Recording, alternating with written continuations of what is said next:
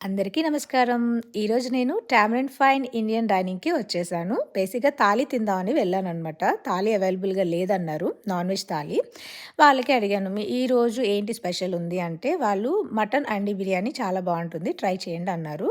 Okay. Try చేద్దాంలే అని mutton అండి బిర్యానీ ఆర్డర్ ఇచ్చాననమాట. చూస్తుంటేనే చాలా నోరూరిపోతుంది కదా! సో, ఎగ్జాక్ట్‌లీ అలానే ఉంది టేస్ట్ కూడా. నేనైతే మాట్లాడకుండా గబగబా తినేసాననమాట ఆ మటన్ అండి బిర్యానీని. ఇది ఈ టామరిన్ ఇండియన్ ఫైన్ రెస్టారెంట్ ఎక్కడుంది అంటే న్యూ టౌన్ సిటీలో ఉంది. కనెక్టికట్ స్టేట్‌లో.